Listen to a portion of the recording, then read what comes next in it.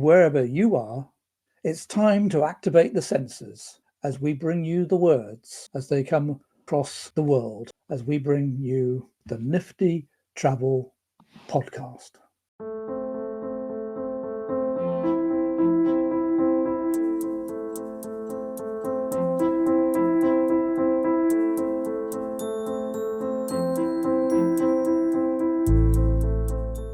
But it's that type of tourism that I had been searching for a word to describe for literal years since I found it in Costa Rica. And it's tourism that benefits the community and the place, the environment more than it takes away.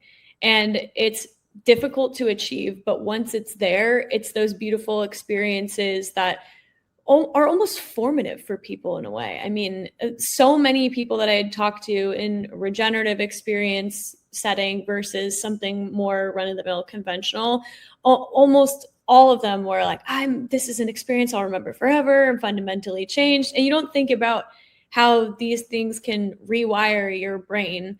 And I think as I was writing that paper, from just my own experience as a scientist, I knew I had to get all my points in, right? What does it do for the people? What does it do for the planet? How do we intertwine these things? And how does that play into the quality of your experience as a traveler? Here's why this model of tourism is important if you want to put a little more care into your vacation decisions. But I also wanted to describe it in a way that made it appetizing and appealing for the guests, rather than feeling like I have to, or I'm going to feel really bad about myself if I don't do this.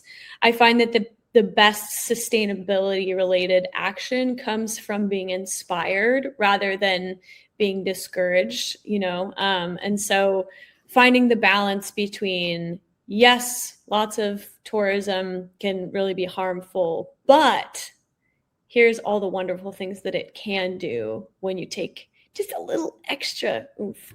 So that's why we created internships for people to practice their skills in a real internship where they're not just asked to make copies and serve coffees. They do real work at the nonprofits, and that's what we created.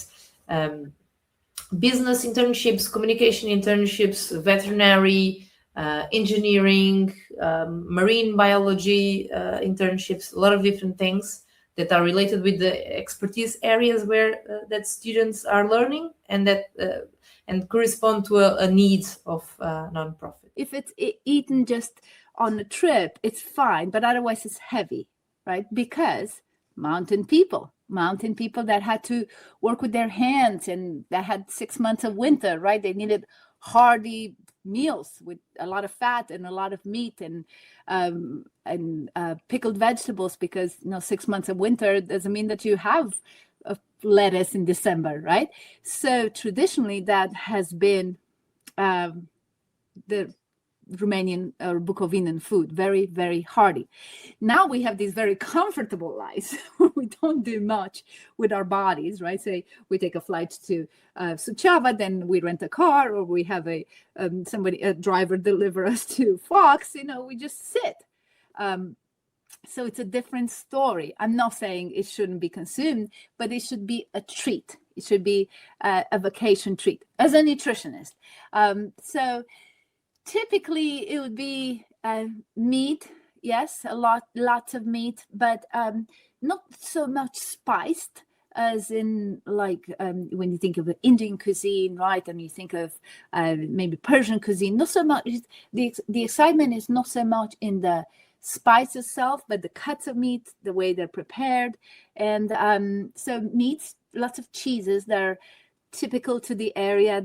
It's a highly pastoral area. There's still cows and sheep grazing. You'll see them from Fox too, grazing those mountains. So when it comes to the quality of food, it's very high because so there is a whale watching company here in Tenerife that is called, it's sustainable whale watching, and they do it very well. So then the people that is part of that company, they're so passionate about not only what they do about their environment, about the Canary Islands, about the whales, about everything. Yeah. They also do diving. so there was a place here that it was very epic to go diving, because you usually saw sea turtles there. And it became so crowded on boats, divers, snorkelers, but also like overfishing, that at the end it became like the turtles were gone. And it was all full of sea urchins, because there was no fish, the turtles eat. There was an invasion, There was an invasion, and also there was not enough turtles. The system got out of control. It became a desert of sea urchins. So then he in his free time, out of passion, people working in this whale watching company, when they were going diving, or when they were not going out to see the whales, will go diving, and they had a plan where they will open the sea urchins, so that you're basically you're killing them, but they're also becoming food for the little fish that they were. So you're not only taking them out, but you're also kind of using them in a smart way. And the whole system got completely recovered. The sea turtles came back, the fish came back, it became again beautiful and nice. And that was out of their passion, their free time, and their goodwill. It's very inspiring, I think. And who wouldn't want to contribute to people who do that in their free time? So then these people are the ones now taking, if you want to go and see them, the sea turtle nesting in Costa Rica, you will have to go for a guide. It's mandatory. You cannot go on your own. And then you will have to go with these guys, and they take you in the beach at night, and they show you everything very carefully, and they give you all the explanations and the educational part. And now they are the ones protecting it, because they actually experienced the time when there were no turtles and they didn't have money to live from it. So now it's a good story of tourism having a good impact in this case. Even landing there, you can feel you can smell something. There's dust in the air. There's something, a scent that for me just hits me every time and keeps me going back. And so it's hard to quantify. It's hard to describe, but it really gets me. And I think lots of people find they go to Africa for one reason, and they find out, there's quite a lot else you can see. You can't see it on this visit. You can come back next year or another time. And they do. And we do get lots of people coming back to see different parts of Africa, because it's a big place, as you may know, and very, very, very, very, very. So I was driving along, and I had to go to the hangar for the scenic flight, bird's eye view. And I was like, okay, well, this will be beautiful. And then I got there, and I'm expecting a small plane to take me on this scenic flight over the reef. But it wasn't a small plane. It was a microlight, which I didn't even know existed. And I learned very quickly that a microlight is basically like a flying motorbike. So it's like a motorbike that has a hang glider wing on it. So you just sit on this thing. And the pilot, his name was Gav, I'll never forget him. And he said to me, the emergency exits are everywhere. Because there's nothing holding you in except a little seatbelt.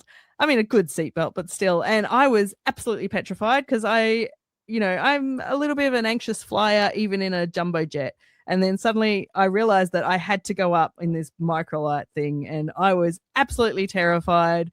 I think I kept my eyes closed the first 10 minutes of the flight. Luckily, it was like a 45-minute flight or so. Eventually, Gav persuaded me to open my eyes. And the views over the Ningaloo Reef from up there, there's nothing like it. It was absolutely spectacular. Very, very, very glad I did it. And felt I was very lucky to have such an experience.